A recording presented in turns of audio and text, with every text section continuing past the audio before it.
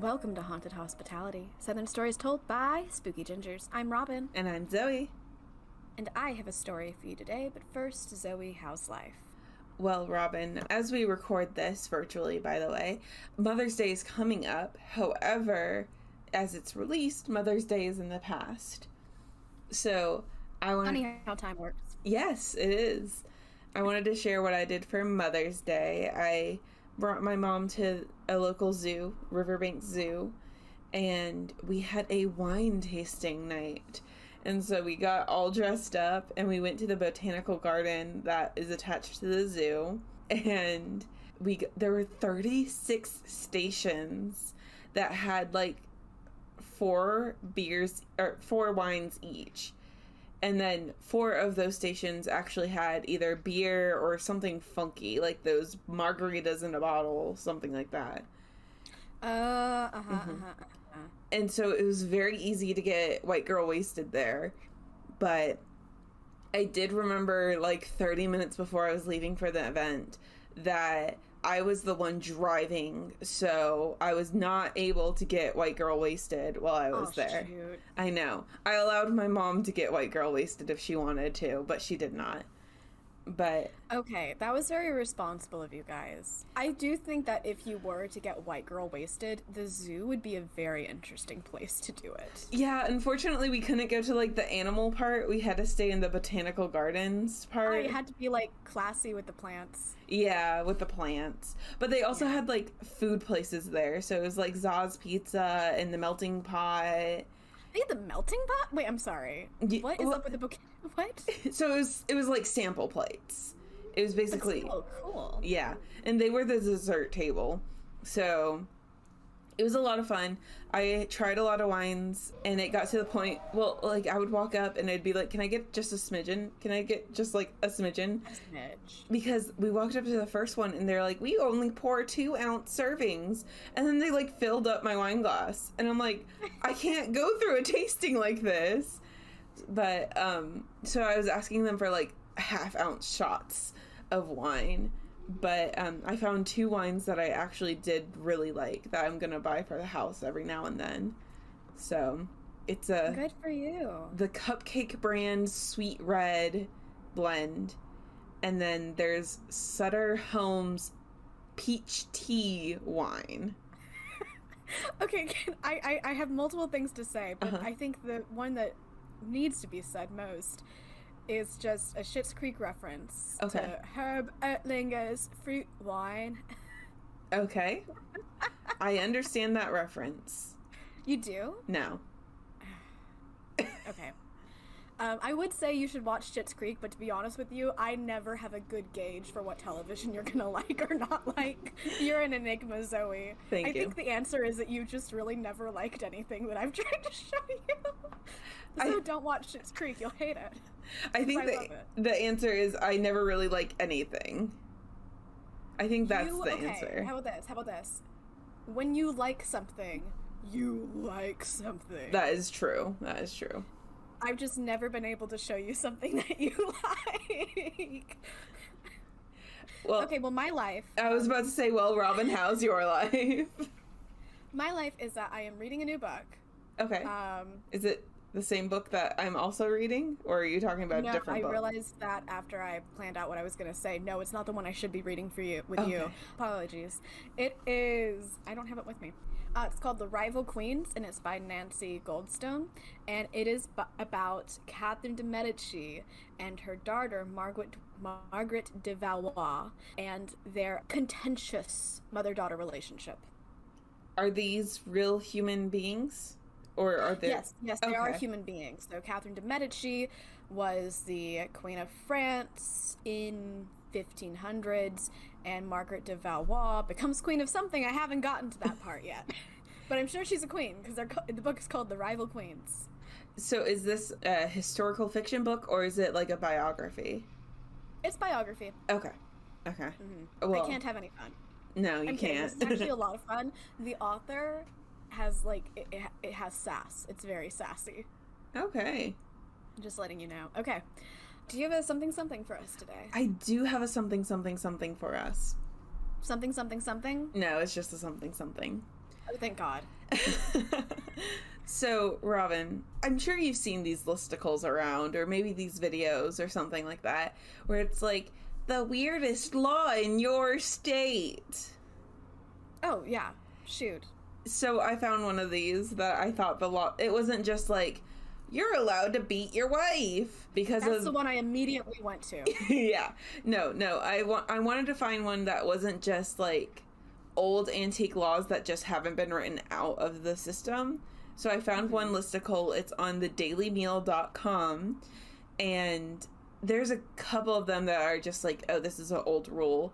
But I wanted to share one weird law per each state that we cover. Okay, do it, girl. All right, and for reference, I did go to our very first post on our website and copied all of the states that we agreed that we are going to cover, so I didn't accidentally include one of the states we don't cover.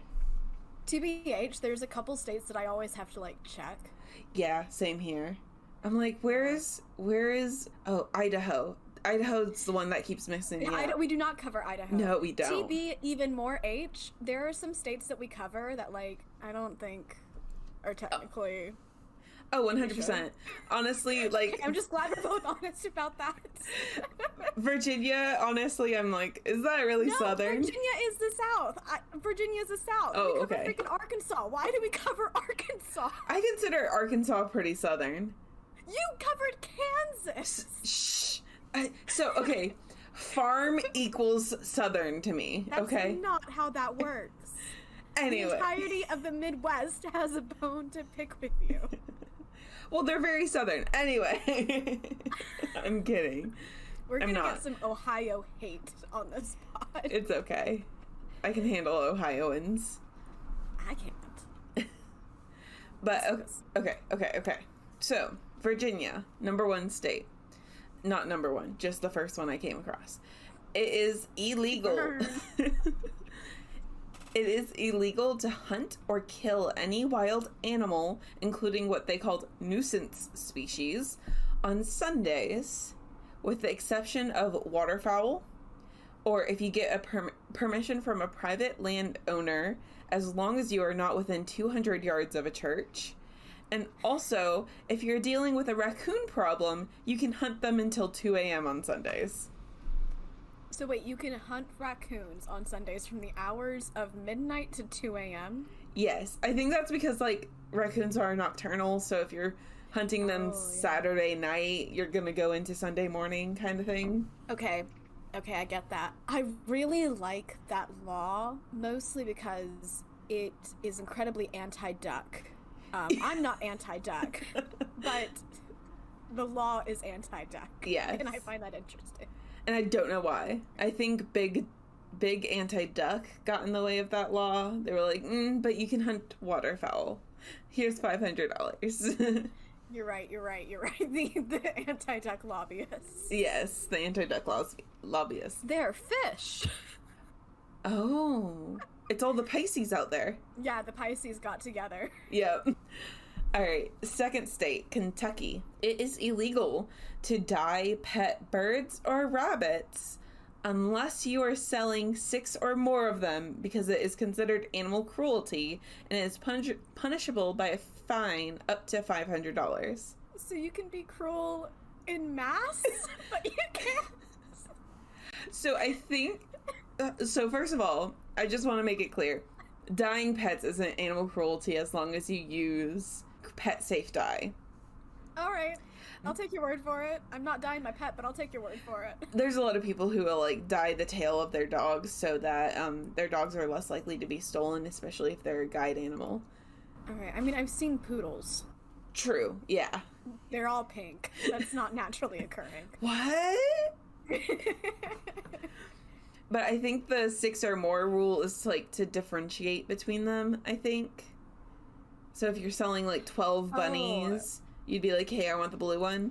I still don't think that can... Okay, if they're operating on the basis of... It's animal... that this is animal cruelty. That... Okay.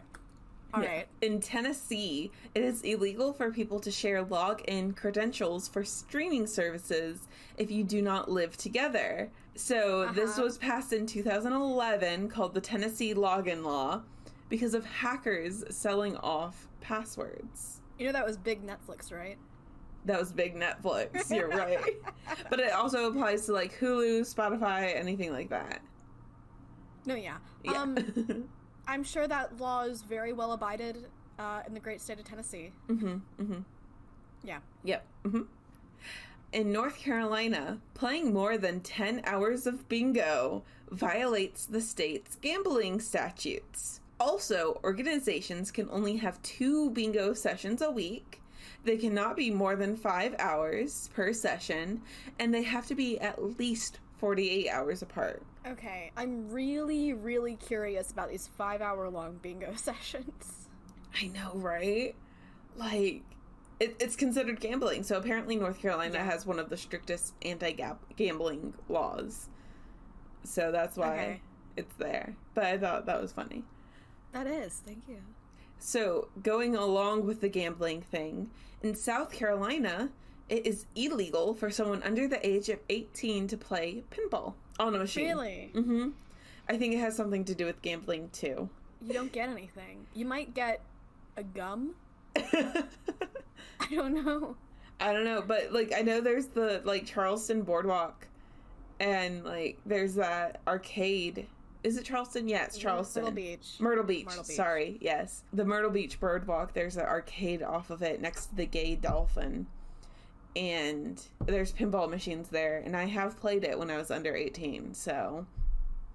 Zoey. I know. I broke the law. You just said that on a recorded podcast. I did. They're gonna listen. For legal reasons, this is a joke. For legal reasons! It's been a while. Yeah. New listeners are confused. All right. It's okay. We had a bunch of people, what's the word? Vibing? No. Consuming. Binging. Okay. Thank you. Yes, we have a lot of people binging, so maybe they're going back and listening. We appreciate the bingers. We do appreciate the bingers. In Arkansas, it is illegal to pronounce it Arkansas. Okay. Yeah. Okay. That's fun. In Texas, it is illegal to run for office if you do not believe in any god. That can't be true. The law can't be true. The law says no religious test shall ever be required as a qualification to any office or public trust in this state, nor shall anyone be excluded from holding office on account of his religious sentiments, provided he acknowledged the existence of a supreme being. That is the Texas law. I think that, That's unconstitutional? Yeah? 100% I agree with you. Yeah. I mean, Congress shall make no law respecting an establishment of religion or prohibiting the free exercise thereof. That also means to not exercise. Then again, it does say Congress shall. Yeah. So... it doesn't say anything about the state of Texas, but maybe it should. But yeah, so as long as you believe in a supreme being, you can run for office. But if you're an atheist, out of luck. I'm betting that doesn't last 5 more years. Oh. I'm betting that doesn't last 5 more years. 100%. Or like somebody will come into office. Like I doubt it's one of those things that they actually check, you know? And, like, you cannot, what do you do if, like, you're about to enforce that? Like, if you enforce that, the world will rain down on you. Like, 100%. You can't do that. Yeah, no. All right. In Louisiana, it is illegal to consume human or animal blood as a part of a ritualistic act. All right. Yep. I think I could abide by that. I feel like that's a very Louisiana law. Like, wait 1 second. I think it's supposed to... If you make a law, there has to be a reason that you made the law. Well, there's... I don't want to, like... I didn't, like, look this up, so I'm sorry if I'm wrong, but I know that there's some dark magic in voodoo cultures that require animal or human blood and or the consumption of it. Gotcha. Okay, I'm not judging that. We should also do, like, an episode on that sometime. 100%. We've not touched that yet, and yeah. I want to research that. It's just, I feel like that's one of the ones we have to research very carefully because I feel like there's a lot of racist and culturist language out there. This isn't like a, oh shoot, we're recording tomorrow, gotta be up till 2 a.m. researching this. Not that we do that. No. In these episodes. Anyway, all right. I definitely didn't compile this list an hour ago. Okay, sorry, it was like 3 hours ago. Yeah, an hour ago, you got on to our Discord 30 minutes early. Guys, something you need to know about Zoey. We will have a set time to be there. I will always be about 5 minutes late. Zoey will always be about 30 minutes early. She'll text me before I've left, and then she's like, oh, just get here whenever. I'm like, ugh. I look like I'm so late now, but really, I'm only a little bit late. Yes. It's anxiety. It's okay. Okay. In Mississippi, an old law says that if you have more than one child out of wedlock, you can be charged with a misdemeanor and can face either a month in jail or a $250 fine. That cannot be enforced. Like, that's another one it's an old law, so I don't think it's enforced, but... Okay. Oh my gosh. Yeah. And then for Alabama, in the city of Mobile, or as you say, Mobile. Mobile. Okay, Mobile, like the children's thing. Watch neither of us be right. Okay. I just say mobile, like mobile phone. I don't think you should. Oh. You don't get to make it up, Zoey. Okay. It is illegal to have, make, sell, give, or throw away non-biodegradable plastic-based confetti because it has been considered littering as of 2018. Okay, I like that. I agree. However, what if it's like you have it in your possession and then the law comes into effect and you're not allowed to have it, but you're not allowed to give it away. You're not allowed to throw it away. I'm sure there was a grace period, or like, you know how they have those like turn in your guns, no questions asked, and we'll give you $100. I'm sure there was something like that. Did they say that you can't bury it? I think that's a part of disposing it. Oh, okay. Thank you. You're welcome. I think you know this one. You may have covered this one in your clown episode, but in the town of Dublin, Georgia, it is illegal for anyone to wear a mask, hood, or other item that hides their faces unless you are under 16 and it's Halloween. Was that not? Okay. I remember a similar thing sense. In your clown. No, yeah, it made sense. It's just, I think what I was reading is that, like, in clown-specific areas, episode, I forgot the episode, guys, but, like, in Greenville, that one specific year, they were like, okay, there's gonna be a lot of clowns this Halloween. Please don't. I think there was like a rule, like a temporary rule maybe, to just like not dress up as a clown unless it's Halloween. Gotcha. Because so many people were, if you missed the episode, dressing up as clowns and hiding in the woods. And trying to kill people, yeah. And then the people would try to kill the clowns. Yes, and then the people would try to kill the people that they thought were clowns. To be a clown. It was a whole thing. Yeah. All right. Do we have any more states left? One more. Last one. Florida. Yeah. Okay. So, a dog owner is not liable for damages caused by their pet if the owner has a sign on their property that is visible that reads "bad dog."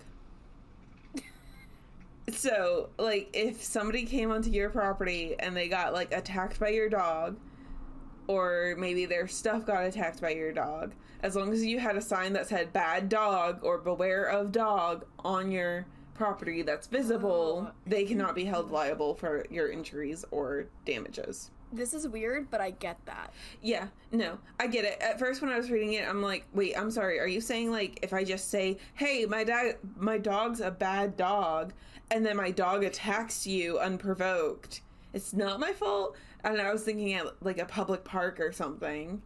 But no, I was like, oh, no, it's just in your own yard, basically. I get that. Okay, thank you for sharing. You're welcome. Well, that's my something. So, Robin, do you... I exhausted you, apparently. I'm exhausted, yeah. Well, it is a Friday night, and we're at home doing this instead of, partying or anything, so I don't know what the point of my sentence was. I don't know what the point of that was either. Tell me your story. All right. So this is back in the early 1900s. For the most part, though, we do get a lot of kind of things that happen after the fact, later through the century and into the 2000s. All right. So On August 23rd, 1912, a couple named Leslie and Percy Dunbar, who lived in Opelousas, Louisiana, were going to go on a weekend trip with their two sons, 4-year-old Bobby. He had light hair, blue eyes, and then with their 2-year-old son, Alonzo. They were going to go to a lake called, I think it says Swayze Lake, like Patrick Swayze. Okay. It could be Swayze, but I couldn't find the pronunciation. I think it's Swayze Lake. They're going to go and visit there with some family friends for the weekend. Percy was going to be a little bit later in getting there. He was the husband and dad. He was going to be later because he was working in real estate and insurance at the time, and he just had some work things to do. It should be well known, and this will come up a few times in this, that they were like a pretty good, well-off family. Like, they had a good amount of wealth. So Leslie took Bobby and Alonzo to the lake. One of the friends who was there was named Paul Meetsy. And while everybody was kind of playing in the lake, which, by the way, was kind of more like a swampish area. I mean, there was definitely, I think, places to swim and everything, but it had a lot of alligators. Oh. So they were playing in the lake, and Bobby wanted to kind of go off with Paul Meetsy and watch him fish for the morning. So he did that. And Leslie, the mom, came back in, and she made everybody lunch. And when she called everybody to come back in, it was to kind of help things get ready. And so there would kind of be like a bustling around that kind of happens at bigger gatherings when you're about to eat. Everybody's kind of putting things on the table and running around. And so Paul said to Bobby, the 4-year-old, I think he said this jokingly. He said something about like, all right, kind of like, you know, get out of our hair while we're doing this, while we're all going around. And so Bobby left the group for a while, and I saw one newspaper from like way, way back when. So most of my sources are like modern day things. But I did find a couple news articles, and it's like, guys, if you are ever interested in something that happened, like, in history or something, and you have access to the news articles, go back and look at them, because they will have details that nobody else does. So an article I did look back and see said that Bobby actually walked off with a friend of his, whereas, like, every other thing I had seen said, like, he walked off alone. So he walked off with another boy about his same age. And then when it got time to eat, you know, Leslie called for him, and nobody could find him, basically. Mm-hmm. And nobody actually saw him again, at least that day. So I don't know what would happen with the friend. I assume that the friend was okay, but I don't know. I'm assuming that the friend was okay, but they went and looked for him, and they apparently were able to kind of like tell that he had gone to the shore of the lake.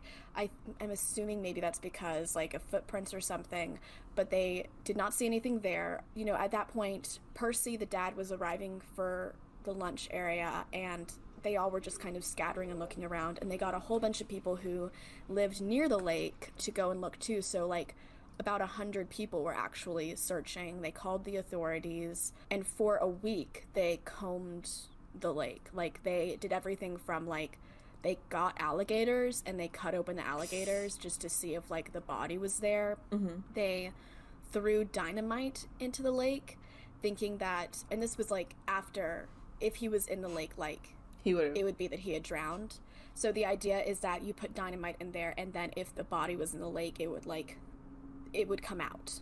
It would like float up or move or something. Right. It would disturb the water enough for that to happen. And they were not finding anything. And so I mention all of that to just say, like, it wasn't first thought of that like he was taken. It was first thought of that he probably drowned. Okay. Or it was eaten by an alligator. Or eaten by an alligator. That something natural and tragic in the lake had occurred. And so, like I said, for a week they were not able to find him. And then the Dunbars went back to their house, and I think the searching, or at least the heavy searching in the lake like that, stopped happening. But then, you know, at that point, like, you don't know if he's dead or alive, and if you, like, did all these things to the lake thinking that you would find a body, and then you didn't find a body. And, like, it's not like he was gone for forever before they realized it, you know? Mm-hmm. So they were thinking, like, you know, we don't know if he's alive or dead, but, like, perhaps somebody took him. Because at this time also, like, you know how rumors go. So, like, people were, like, kind of calling in to police or telling newspapers or just talking about and saying that, oh, well, I saw, like, what was it?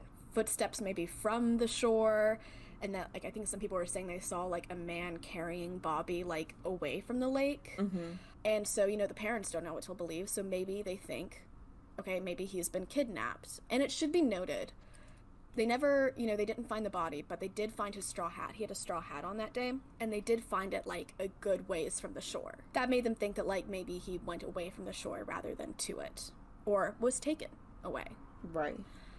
So this goes on for a very long amount of time, and remember how I said that they're well off. So Percy uses a lot of his resources, his financial resources, to try to find a son. He sends out postcards that have Bobby's face, and he sends them to, like, all over, like, to several different states. He puts up $1,000 of his own money as a reward, and this is a reward for, like, information that leads to Bobby being found. And friends of theirs, friends and neighbors, and also the local bank came together and put up an additional $5,000. Oh, wow. So this was, like, total $6,000, which I did the mandatory thing that we do, which is go to an inflation calculator and put it all together, and that is about $174,000 today. Wow. Yeah.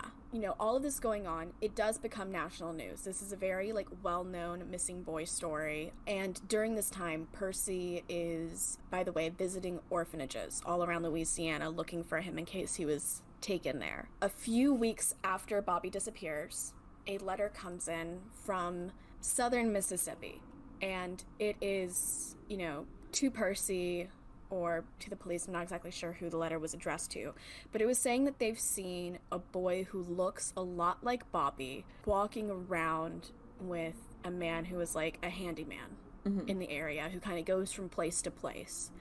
And so Percy asked his brother to go to Mississippi and check that lead out, and the brother comes back and says, you know, that wasn't him.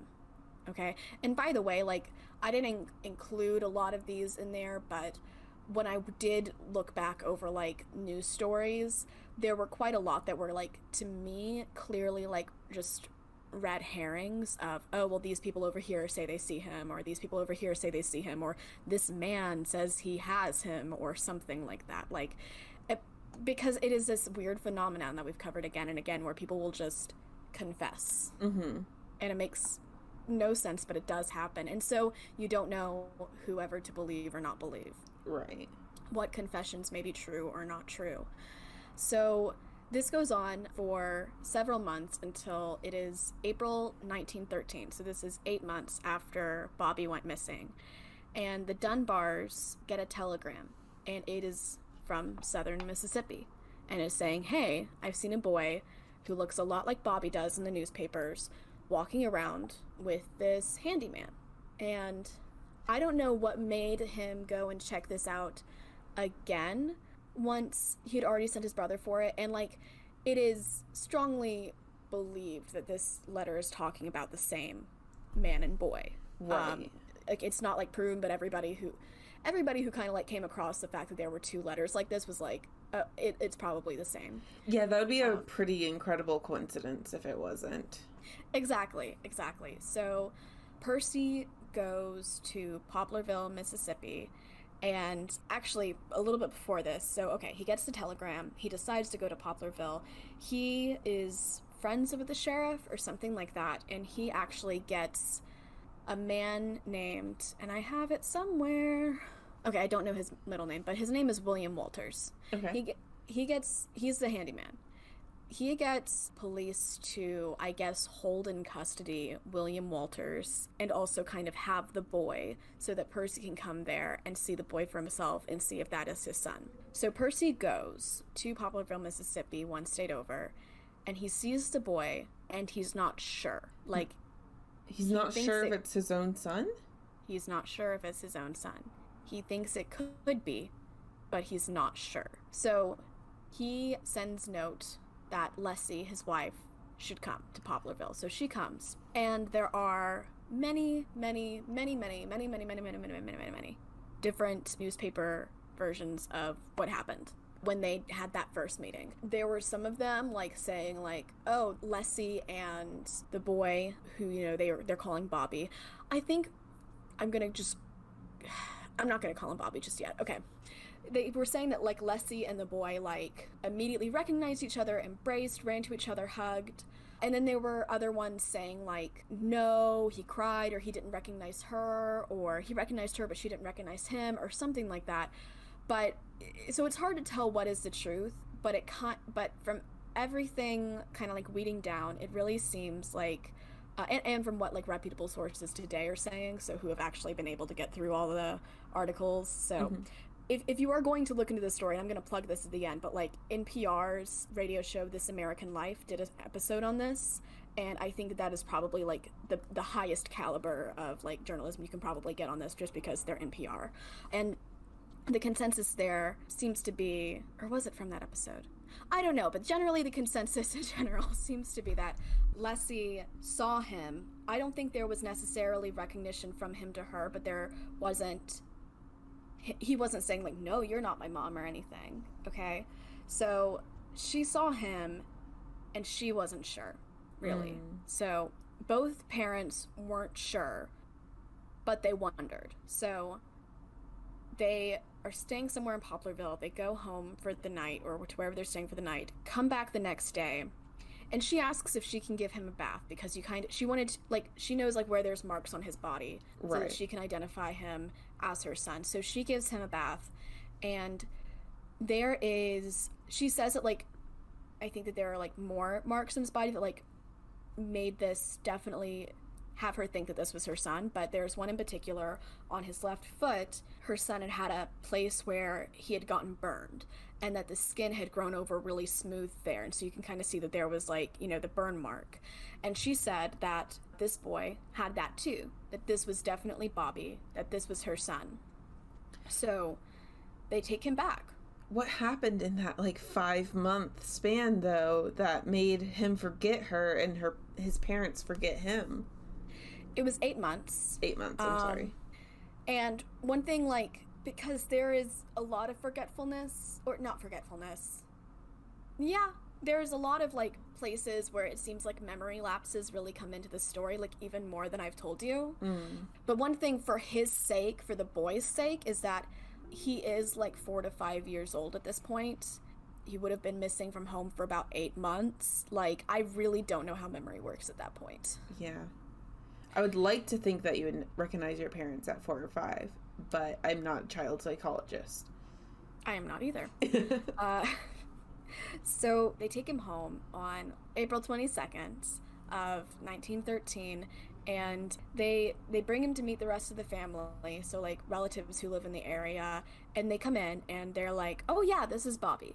This is definitely Bobby. And then also apparently Bobby had a little friend who he would like play around with a lot, a little girl, and so she recognized him as Bobby too. So this, you know, goes on, everything is good, except, you know, you have a guy in jail now. William Walters, who had been going around with Bobby and like just taking him with him around Mississippi, and William Walters is in prison pretty adamantly saying, no, this is not Bobby.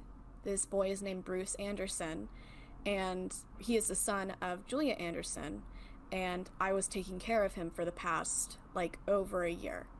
He was like, this is not... He was basically, like, he was saying, like, this is not your son. And so, enter Julia. Okay. So, Julia Anderson was born in North Carolina. She was from there in 1912. She had 3 children, and I think she was unmarried at that point. She might have been previously married. I kind of saw a couple different things about that, like saying 2 different things. But she had 3 children by 2 different men, and it was kind of scandalous at the time, at least. It seems that she worked for William Walters' parents for a while, and worked kind of, I think, at their farm, and then was also a caretaker for them. And there's a few different stories. There's a lot of different stories, actually, about how William got to be taking care of her son, Bruce Anderson, at least. And, you know, I'm just kind of, like, going to tell you everything from their side as if it's the truth, because if I don't do it, then I'm just going to get confused about how I'm phrasing everything. And so I'm just going to take you a little bit through my journey of wondering what was going on there. The first thing I saw was that William was taking care of Bruce because he had asked Julia originally, like, obviously more than 8 months ago, more than, I think, a year before this, he had asked her if he could take the boy with him for, like, a few days to go visit his sister who lived in North Georgia, and that Julia had said yes, and that he'd taken him, but when he came back to see Julia wasn't there at the house anymore, and she had gone to, like, take care of her sister because she needed taken care of, and so that this guy was, like, a traveling handyman, so he didn't want to wait around, and so he just took this kid to Mississippi in the meantime, but that they maintained correspondence, and that Julia knew where the boy was. Because she had sent a letter saying that, like, okay, I'm glad that things are working out for you guys there. And so my reaction from that was... My reaction from that is, okay, there are a lot of cultural differences between now and 1912. And I was like, was this normal? Because it doesn't sound normal to me. It doesn't sound like something I'd be cool with. Yeah. But then again, I'm not them, and it's not 1912. But I did think, like, it was kind of weird, and I was like, wait, why would she let him go off with this random guy? And then I saw, no, William Walters was the boy's dad, that she had an illegitimate child with his brother while she was caretaking for the parents. Oh. So wait, he was his uncle. Uncle, okay. Did I say that? Okay. You said dad, but uncle. No, sorry. That William Walters was his uncle. And I was like, okay. That's better, because then you understand, like, why he took the boy to visit the sister and yada yada. I mean, it doesn't make sense about why he took the boy to Mississippi, but it's a little bit better. From what you've told me so far, it sounds like people in the early 1900s didn't care too much about their kids. What I will say about this whole exchange here, in this story, everybody cares about their kids a lot. I will say that. Okay. Because then I also learned that it's kind of up in the air whether he was the uncle or not, because nobody actually knows who the dad was. And the thing is, the reason that there's more different stories to this is because William was saying one thing and Julia was saying another. William was saying that, yeah, he took the boy for a little bit. At one point he was saying it was because Julia wanted to go and, like, find work, or she needed work or something, so he took the kid off her hands for a bit, and then she wasn't able to get work, and so he kept the kid with him so that he could make sure the boy was taken care of, and because, you know, his thing, he kind of goes from place to place. He needs to be put up, he needs some place to stay, he needs people to, you know, cook for him, and that it was, okay, not cook for him, he's not going to place being like, cook for me, but, like, if you are a traveling handyman, and you are a person who goes into a town and fixes the things that are up with the town, typically, I think, in this world, they would kind of put you up. Okay. He got much more of that. Like, he got to stay in places more, he got more food and stuff because he had the boy with him, because he said women would just, like, look at the boy and be like, oh my gosh, let me take care of the boy, which, like, makes sense because you have, like, a 4-year-old going around with you. I'm sorry, I thought you were saying that the 4- and 5-year-old was keeping house for this man. No, I don't think he did much. I think he was just hanging out. You don't have a lot of dexterity when you're 4 and 5. I was like, I know child labor laws were probably not around then, but I feel like a 4-year-old still can't manage a stove. No, he couldn't. And then, okay, so you got that story. But then I saw a thing from Julia, and I think this is the truth. Okay. Julia said, okay, first off, to take into consideration, Julia was going through a hard time. It really seems that way. I don't exactly know all the full timeline here, but she had 3 children at this point in her life. She gave one daughter up for adoption, and then she had another child who died. And I don't know the circumstances of it, but it was not expected, and apparently everybody was kind of blaming her for the fact that he died.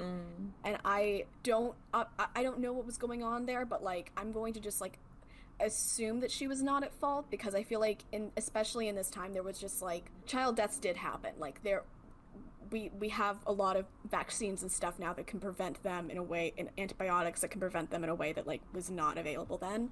So it seemed like she was going through a really hard time, and these things happened, I think, while he was away, but, like, she was still, like, you know, a single mother in a time where it was really not good to be a single mother, at least for the way everybody viewed you and treated you. And so she said that she was working for William's parents as a caretaker, and that he asked... Oh, I do have a timeline. Yes, okay. Okay, actually, I do. I'm putting things together in a way I did not when I was doing my notes. Okay. She was doing stuff for his family. She was living there or taking care of them. She was there a lot at the house. He came by in November 1911. Okay. Okay? And so he was staying there for those few months between November 1911 and February 1992. And during that time, he and the boy got along real well. Okay. In this little bit I saw, she did not make mention of him being her son's uncle, okay? She said that they got along a lot and that he was going to go and visit his sister in North Georgia and wanted to know if he could bring the son along to visit the sister. And she said yes, because they got along a lot. She was okay with that. And she said it was just going to be for a few days. She reiterated that she only said he could take him for a few days and that she didn't see him again until all of a sudden, like, people were saying, like, her son was Bobby Dunbar. Okay? Okay. So he had him from, like, February 1992 through April 1913. So, like, over a year by this point. This would have been 14 months, okay? So that's been how long she's been without her son. And she is saying, no, I didn't say he could take him to Mississippi. I didn't say he could do any of these things. I don't know if they were, like, I think they might have been writing letters to each other because her children seem to remember the fact that, like, there had been a letter between them where she had written that, like, she was glad that everything was okay with them, but that does not necessarily mean that she wanted her child to be in Mississippi with him or was good with it. Right. Okay, and I just kind of want to take a moment to unpack that before we move on, because I think that we're kind of, like, at the end of our what was going on in that situation thing with the whole William taking Bruce thing. And, like, William was arrested for kidnapping Bobby Dunbar, okay? But, you know, if you're looking at the whole thing from Julia's perspective, was William kind of kidnapping her kid? Yeah. Yeah, no. From her perspective, it seems like yes. Yes. It's just she had the luxury of knowing where her kid was, even if he was unwillingly not with her. So she didn't have, and she was also poor, so she wasn't able to do the manhunt for her son. Yeah, that's it. And she had the whole thing where she had two other kids, had to give one up for adoption, and then the other one passed away, and it was just a very horrible time to be Julia Anderson. Right. So, okay, fast forwarding from there a little bit, William is now in prison, and he is saying, no, this is Bruce Anderson, this is not Bobby Dunbar, this is Julia Anderson's son. And so every newspaper is like, okay, well, who's Julia Anderson? And so a newspaper from New Orleans, not out of the goodness of their hearts, paid for Julia Anderson to come and see Bobby at the station. The idea is, so Bobby is living in Opelousas, I think is how you pronounce it, Louisiana. And he's living with the Dunbars.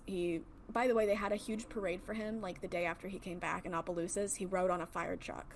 Oh. So they bring him back to the station. They bring Julia in, and what they do is they have, like, a group of 5 boys who individually go into the room to see Julia so she can pick out which one is her son. So should have done that for the other couple. That is true. That is true. And honestly, what would have been who would they have picked if they only thought it might be him? But they had 5 boys come in, and it sounds like this was just a very, like, emotionally taxing thing for her, because, like, by the time it was, I'm just going to refer to him as the boy. Okay. By the time the boy came in, like, she was crying. He was crying. She offered him an orange. He didn't recognize her. I saw one newspaper at the time say that she said, "Indeed, folks, I can't swear it." Like, "Indeed, folks, I can't swear it." But, like, when he came in, she asked the police people, authorities, if he was the one who, like, was taken and was being called Bobby Dunbar. She asked if that was him. And they wouldn't answer her, you know, because they're, like, trying to figure out, like, well, does she know it or does she not know it? And that's when she said, "I'm not sure," essentially. So she goes to wherever she's staying for that night. And then, very similar to Leslie, the next day, she comes in and she's like, she said, according to the newspaper, "In my heart, I know it's Bruce." And so she did the same thing that Leslie did, where she bathed him. And then, so she, like, saw him and she's like, "No, this is my son." But nothing happened from that point. So she doesn't have money. She doesn't have money for a legal battle. And the courts also knew that for them, it would be an expensive thing to have happen, and they didn't want to do anything about it. And I think one of the reasons is that the boy was in a well-off home. I think that might have been part of it. I have to assume that was part of it. Yeah, I was thinking that this whole time, that any legal custody thing will be like, well, go with the rich mom, not the mom that potentially, I'm saying this facetiously, but potentially killed her own child and adopted the other one out. Yeah. Yeah, well, I don't know if they were saying that she killed him, but, like, maybe it was, like, negligence or something. I don't know. I didn't see a lot more about that. I just saw that from one thing, and I was like, what's more detail? But we just don't have more detail. So the media, by the way, were very much pro-Dunbar. That's not a surprise because, you know, wealthy. Yeah. One newspaper in particular I read was, like, really playing up the drama, and in doing so, you know, a huge bias against Julia because she was poor, and then also because of where she was from. Like, it was very, like, anti-Carolinas, and the reason I say anti-Carolinas, she's from North Carolina, but they kept bringing up that she was from South Carolina, and, like, in a really derogatory way. Oh. And it mentioned, like, that the boy was born in a hut in South Carolina, and it was just all these, like, really, just, like, classist things to say. And also, I think it brought it up because she had a child when she wasn't married. Also, I just want to, like, put in here that this reminds me a little bit of Little Fires Everywhere. And so, but only, like, the show because I haven't seen the book. Have you heard of Little Fires Everywhere? No, I haven't. There's a plot in there, and it is, like, where a wealthy family is the foster parents who want to adopt this child, and this poor woman who is an immigrant is the, you know, the biological mother, and she wants a child, and it's like them kind of being in this, like, fight of over, like, who does the child belong with, where is the child better off, and it's just, like, a really, like, just heart-wrenching thing to see. And also in Little Fires Everywhere, like, you have to, like, there was, like, the race element to it because the woman who was the biological mother was Asian.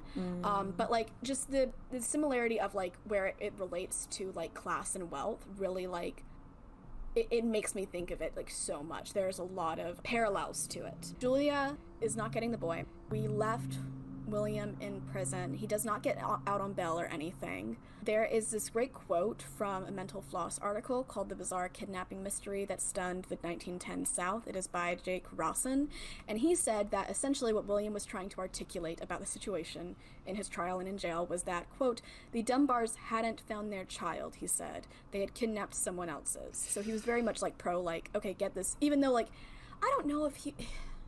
I don't know. Do we call him a kidnapper? I really don't know the whole situation. Only that she didn't want him to have her child and that he had her child. Okay, that kind of sounds like it. Kidnapper? Anyway, at this point, if he, like, proves it's Julia's child, then he gets out of prison. So, anyway. I don't feel too bad about him going to jail. Well, he doesn't stay there for long. Okay. So...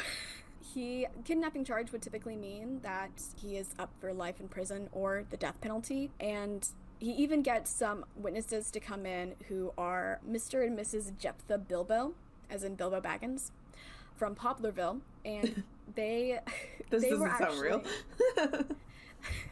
They said that the boy had stayed with them, like, for a few weeks before before August 1912, when Bobby disappeared, saying, like, okay, well, we say that is the boy that we saw before Bobby disappeared, who was with us when he couldn't have been. Are they saying it's Bobby, or are they saying it's Brandon? They're saying it's Bruce. Bruce. There's no Brandon. There are a lot of B's. You're forgiven. Yeah. They're saying that it's Bruce because they're saying, like, okay, if Bobby disappeared at this month, but we had this boy on this month, and we are saying, like, no, that is 100% the boy that we had before, then it cannot be Bobby. Yeah, but that means nothing if the child's own mother is, like, both potential mothers are saying, this is my child. I don't trust somebody who took care of the child for 2 weeks any more than the mothers. That is true. That is true. And apparently neither did, like, the court or anything. He was convicted. The trial happened in 1914. It took 2 weeks. But he was only in prison for 2 years for total because his attorney appealed on a technicality. And I don't know what the technicality is, but it was a technicality and it worked. And William got out of prison, and the court was like, we could bring this back to court, but they were like, nah, that's expensive. And I'm just thinking, like, but if he was guilty, like, that would be a really bad thing to do. Very bad. Really bad thing to do. And I should tell you, he always maintained that he was innocent. Okay. He always said that. So, back to Julia. Julia leaves Louisiana. She goes back to Poplarville, actually. The town, like, where The Bilbos. Bobby, the boy, was originally found, where the Bilbos were. She actually goes back there instead of going to North Carolina. She starts a brand new life. She marries a man named Ollie Rawls in the area, and they have 7 children together. Yeah, that's a lot of children. Oh my gosh. It's a lot of children. 7 or 8, honestly. They have 7 or 8 children together. In 2008, her son Hollis Rawls, who was one of Julia's children, he either told this to the Picayune Item or he told this to This American Life. Okay. I'm leaning toward This American Life, but I'm not exactly sure. He said that his mother always would bring up, the boy, and, like, that she would talk about him, like, throughout her whole life, and would always say, like, no, he was my son. But the interesting thing is that she wouldn't call him Bruce, she would call him Bobby. And I'm wondering if that's just because, like, that's what he... I mean, she never saw him after that, but, like, that is what he would end up going by, But she made sure, like, all her children knew who he was, and so they all, like, said that they grew up knowing that they had a brother out there. And they also, they were talking about her, and this is to This American Life, okay? They were talking about how good of a mother she was when they were growing up. She was kind of like a nurse for her area and, like, helped to deliver babies. She was a founding member of a church, and I don't quite know, like, all, like, I'm assuming that maybe, like, she's still, like, remained kind of, like, not super well off, because they have this story that's really, really sweet of, like, they had these dolls, and she crocheted little booties for them, like little shoes for them, but she didn't have knitting needles, and she didn't have, like, thread, or she didn't use thread for this, and she took straw from a broom and used that as the needle, and she got, like, twine from a flour bag. Oh, wow. And she made the booties out of that. I don't know, there was just something, like, that's a very small detail, but, like, I feel like that tells you a lot about who she was as a person. Like, she was... It sounds like they only had good things. Like, they were, like, just reading this... I read the transcript from This American Life, and just, like, reading them talking about their mom, like, they, like, just adored her. They loved her. Which is, like, I'm so happy about that, because, like, she was so, like... The media would, like, say anything about her. Incredibly rude about her, but I'm really happy that, like, she just had, it sounds like a really good life after this. Now, the boy. Yes. He grew up and lived in Opelousas for the rest of his life in Louisiana. He grew up as Bobby, and you have to understand, from the time that he was about 5 or 6 years old, he got along with his brothers, and he started remembering some of the things he had. Though, to be fair, I think, like, when you're talking about a kid like that and you're wanting them to remember things, like, I think it's very easy for kids to kind of make memories without knowing that they're making memories, like, create them. So he ended up growing up to have 4 children. He married a woman, and I can't remember her name. I think it might be Margaret. And he also named one of his children Bobby Dunbar Jr., and the son would grow up and be called Bob. And then, I can't really call him the boy anymore. Bobby Dunbar. Oh, Bobby, yeah. Because, like, he went by Bobby, yeah. He died in 1966 when he was 58. I think he had a heart attack and he passed away. But, again, he really and truly believed he was Bobby Dunbar. One thing to kind of keep in mind, and this is, like, this is sad. Like I said, he was well off. He was, like, well taken care of, but he didn't have it sounds like he didn't have the best home life, actually, because it sounds like there was a lot of issues with Percy and Leslie's relationship. They divorced in 1920, which, by the way, is, like, not a lot of divorces are happening then. Leslie ended up, I think, leaving Opelousas at around that time, so when he was still pretty young, and that, like, in their divorce, there were a lot of accusations against Percy of adultery, and it just was not, it seems, a great time growing up. When he did grow up, he worked for Briggs Electrical Supply as a salesman, by the way. I should have put that earlier, but I didn't. Here's an interesting thing. So you have Hollis, remember, who was Julia's son. Hollis says that he saw Bobby once, that Bobby came to the ice plant where Hollis worked, and that they talked about 30 minutes on and off while Hollis was kind of getting calls to do different work and stuff. And that Bobby, had said his name, that he was Bobby Dunbar. And Hollis knew who Bobby Dunbar was. Like, everybody knows the name. And I don't know if it's, like, quite that he just didn't get the enormity of it in the moment, that maybe he was stunned, that maybe it didn't click for him. But eventually, after that 30 minutes, Bobby left. And Hollis just was, like, filled with a lot of regret about the fact that they didn't talk more. Because I think the way I read it, and I think the way that Hollis said it, was that Bobby had come there to see him. Like, it wasn't a coincidence. Mm-hmm. So, like, he would have looked it up and found them.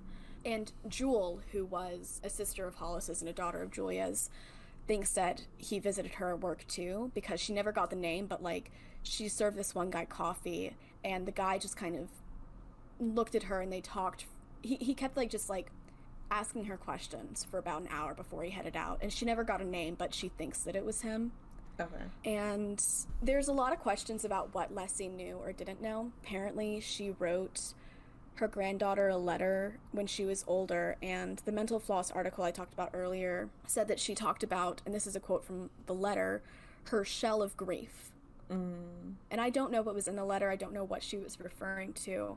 And it could be that she wasn't referring to anything, but the Mental Floss article did have a good quote about this, but just saying, like, quote, "It's hard to know whether she was referring to the pain of losing a child, the regret of taking one, or both," end quote, which is just kind of going about the uncertainty that may have been present. Now, then again, that's reading a lot into it. She might not even been talking about this event in general, but perhaps she was. And then I kind of want to, like, round out this little bit about Bobby's life after all of these events by a quote from his son, and this was in the This American Life episode. This was Bob Dunbar Jr. talking. He said, quote, "I feel like my daddy could have had all the excuses in the world to be a drunk and a child abuser or anything, a rascal. He had a terrible, traumatic young life, but he chose my mother, and he chose to be a family man, and that was his world. That was his life. And I truly believe that those experiences, for him and for a mother who lost her father before she even knew him, were forces that gravitated them towards one another and towards a common feeling that they would be a family. I realized that I grew up in a charmed environment.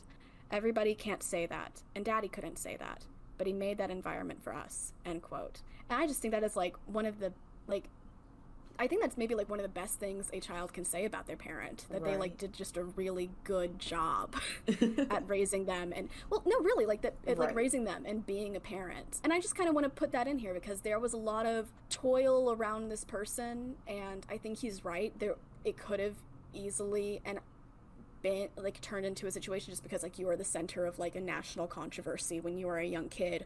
But he really seemed very assured about who he was, and just wanted to be a very stable place for his children, and I really appreciate that about him. Now, Bob Dunbar Jr. had a daughter named Margaret. Margaret, she got married. She's Margaret Dunbar Cutright, okay?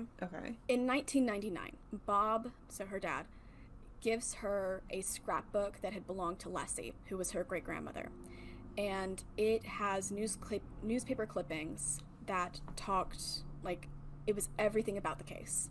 Everything from, like, all these different sides of it. I think that maybe Leslie was just one of the people who, like, decided to, no matter what the newspaper had said about them, because again there's a whole bunch of differing things about it, but no matter what it had said, she wanted to just, like, collect everything about the case, and so she put it all in a scrapbook. He gave it to Margaret, and Margaret really wanted, she didn't enter into this thinking that, like, her granddad was not Bobby Dunbar, but I think it, like, was proved to be, like, a real, like, fascination for her, and so she ended up, like, doing all this research, meeting, like, the children and grandchildren of Julia in 2000, and eventually in 2004 she convinced her dad Bob to get a DNA test. Thank you. So, oh my god, this whole time I'm like, DNA test. They didn't have DNA tests before this point. No, I mean of the grandchildren/children. I'm like, 23andMe, it can tell you your long-lost second cousin. Come on. They're doing it. So in 2004, and, like, it took a while to get this to happen. Right. Because, like, some people, like, there were a lot of people in their family who didn't want them to do this test. They're kind of like, why are you messing with this? We're all good. We don't need this. But she got her dad to take a test, and they got a DNA sample willingly provided it sounds like I'm saying, and they plucked the hair from the head. No, they got Alonzo, Alonzo was Bobby's little brother. So it would have been an undisputed member of the Rich family. Yes, of the Dunbars. Okay. So they got the son of Alonzo, who would have been Bobby Dunbar's nephew, and was cousin to Bob Dunbar. There's too many names. Junior. Anyway. He was cousin to Junior. He's cousin. Thank you. Why didn't I think of that? He's cousin to Junior. They compared, and they were not related. I knew it! Sorry. I'm very impressed with you for not interrupting with all of that. Like, but I could tell you were holding it in. Did you notice that there was a point where I was just going, Oh, okay. I'm happy. I was like, 23 and me. Yeah, so, and like, when they found out that, like, he wasn't related, it wasn't like, oh, and now we do a test with the Andersons. Like, at that point, you knew who you were. Like, yeah. They knew, like, oh, shoot, this was, their dad and granddad was Bruce Anderson, not Bobby Dunbar. So I'm assuming by this point, Julia had already passed. Yeah. Okay. Julia had passed. I mean, this was 2004. Yeah, I mean, it's... Bobby had gone missing in 1912. She could have been 120 years old. Or 110. Somewhere around there. However old she was when she gave birth. She wasn't, though. She wasn't. It's Bruce. Yes. That's the big reveal. It was him all along. And, okay, going back real quick, I think the moment, there's like whole bunches of moments in here that could break your heart. I think the one that gets me the most, it's just that moment like where she's offering him an orange and neither of them are sure like if they're like parent and child. Right. But like you know that they are now, and like it was so close and it didn't happen. Yeah. I just really hate that for them. And just the fact that the parent, I keep forgetting, the Dunbar parents like did end up splitting up, and the fact that Bobby Dunbar Sr. went to go visit, I feel like he knew, because he went to go visit his siblings, and I feel like he was trying to learn who they are, because he felt like in some part of him that he was their sibling. Okay, so there was a quote from the This American Life story, and I didn't want to put it in here because I was like, it was just going to be quote after quote, and I was like, it's just so good I want to put it in here, but I did take it out, but now I'm just going to say it. So Bob Jr. said that he had asked his dad, like, I don't know if he said, like, do you really think you're Bobby? Or if he said, like, something about, like, something asking, like, about the case and him, like, and, like, how do you go on not knowing or something like that. And the man who went by Bobby Dunbar and lived as Bobby Dunbar most of his life said, like, I know who I am and I know who you are. And that is enough for me. So, like, that's why I say, like, he was very sure of himself. I don't know, like, if he really and truly, like, knew one way or another. Mm-hmm. But it sounds like if he's actually visiting the siblings, like, the siblings are pretty sure happened. He at least had some doubt. Yeah, that's a good way of putting it. Margaret Dunbar Cutright, the granddaughter who, like, figured everything out, she wrote a book along with Tal McDania, who was the reporter for the This American Life thing, which, by the way, guys, just watch it, listen to it, read it. You can't watch it. But the book is called A Case for Solomon, Bobby Dunbar and the Kidnapping That Haunted a Nation. It came out in 2012. So, are you familiar with the biblical story of Solomon, Zoey? No. Okay, so Solomon, this story was like brought up a lot in the newspapers of the time that I read.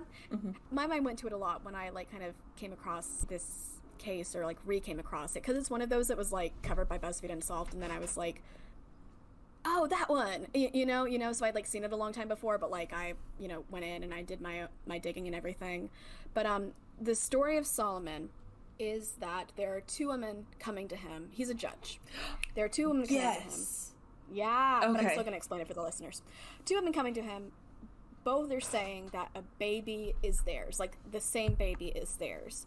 And so Solomon is saying, like, okay, well, if you're both saying it's yours, well, it's one baby, there's two of you. I'm going to split the baby in half, and then each of you gets the... You know that. Mm-hmm. And so he was about to do it, and then one woman just screamed out, "No, he's not my son, don't do that." And so she got the baby, because he was like, that's his mother, because that's the one who would give up her own happiness so her child would be well, even if it was with somebody else. Right. And so it's the whole, it's of course not a direct like analogy to this, because I think that like, I'm not accusing Leslie in any sense of like knowing a child wasn't hers but taking it anyway, because as you're about to see, the kids really do look a lot alike. And I also think that like, if you've been searching for your son nonstop for 8 months and you come across a boy that you think is him and all you have to do is say yes, like, I think your brain is going to tell you it's 100% him, even if you had a little bit of doubt initially. But it is like, it is so similar to this story though, and there's no wonder Solomon keeps coming up a lot. I was even thinking it while you were talking about it. I was like, oh, it reminds me of the one of the king that sliced someone in half. I just didn't know it was a biblical story. It is, yeah. Obviously, the major loose thread of this is that there was a missing boy. Yeah, I was thinking that just now. I'm like, wait, then what happened to the actual Bobby Dunbar? Okay, I don't think we're ever going to find out for sure. I don't think it's possible, really, for us to find out for sure. I'd be shocked if we find out anything. But I am, like, personally leaning toward, I think he drowned or had something with an alligator. I think that it was, like, probably a really quick and tragic thing that happened at the lake. I don't really think he was kidnapped. I think he died there, unfortunately. Margaret, by the way, does too. She was kind of asked, like, what are her theories about that? And she thinks that he passed away at the lake too. Some people, like, in the years since have kind of thought that, like, oh, did the Dunbars, like, murder their son or have him killed or something like that, and then they like were like clinging to the idea that there was another boy out there to like cover up their crimes. But like, really, no, I really don't think that happened. I think that that's just a case of like the media having hold of a story for too long, that you start like kind of doing anything to it. But I think that it's most likely that this was a tragic accident that turned into an even more tragic thing when a boy was taken away from his mom. Right. You know? Zoey, I sent you an email last night at 2 a.m. You did. I saw it.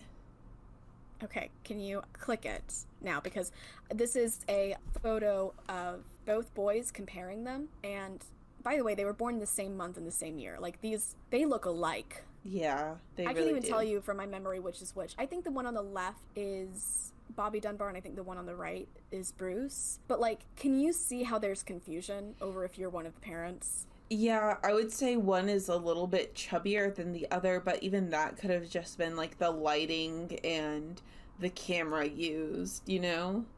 And also could have changed over the span of 8 months. Right. You know? Yeah. But I can, because, like, when you're hearing about this and you're like, I don't know how they can, you know, not know their son, which is, like, a criticism that comes up again and again. But, like, I mean, I've met somebody who looked so much like me that it gave, like, their best friend a double take, and their best friend thought I was them for, like, a hot second. Like, there are people out there who look so like you, it's weird. And I honestly think that this was a case of two people that looked so like each other that it just led to all these consequences. Yeah. I mean, we had a high school professor, or high school teacher that mistook us for each other. So, yeah. Yeah. Like I said a few times in this episode, if you want to learn more about this, especially as it affected the subsequent generations of these families, either listen to the episode of This American Life called The Ghost of Bobby Dunbar, or read the transcript, which you can find very easily online. It is well worth it. I had been, you know, up researching this story, and I could tell, like, that the transcript itself was kind of not going to be any... At a certain point, it kind of got to a point with the transcript where I knew, like, I'd gotten everything I could from it, but that it was, like, it was still taking me through a lot of the story that, like, wasn't necessarily pertinent to this episode. And y'all, it was like 2 a.m. and I was still reading it, and it was a long transcript, and it was just like that good and that well told of a story and that important of a story. And just trust me, like, you're going to be glad that you checked it out. Well, thank you, Robin. Thank you, Zoey. That was a good one. That was a good one. Yeah, like, this one, I don't think I had ever, like, I didn't know this was in the South. And I think I, like, remembered it a little bit to, like, know that the concept was out there of this story, but I, like, really just didn't remember any of the details. So, this was really a very interesting one to kind of dig your teeth into. And to be honest, like, if somebody wanted to, they could dig, like, way further and really go down a rabbit hole with it. Right. And people have, so feel free, guys. If you enjoyed today's episode, please like, subscribe, review, and tell a friendo, and subscribe to our Patreon at patreon.com/hauntedhospitality. For just $3 a month, you get a new episode of us. Yes, and it comes out on the 13th because we're spooky, and this month it's actually coming out on Friday the 13th. Yep. Oh, no. Yep. And it's the episode where you covered Lizzie Borden. So, guys, we, real quick aside, we have very different beliefs about Lizzie Borden. We are opposites. Yes. We get into it. But if you want to see Robin's sources about this one, you can head over to hauntedhospitality.wordpress.com, not org. And if you have your own spooky story, or maybe your own situation where you thought you were someone else, I don't know, I just came up with that on the spot, you can write to us at hauntedhospitalitypodcast@gmail.com, or you can DM us. Yes, because we are on the interwebs. We are on TikTok and Facebook and Instagram at Haunted Hospitality. We are also on Twitter at Haunted Hosts. We hope to see you there. Stay spooky.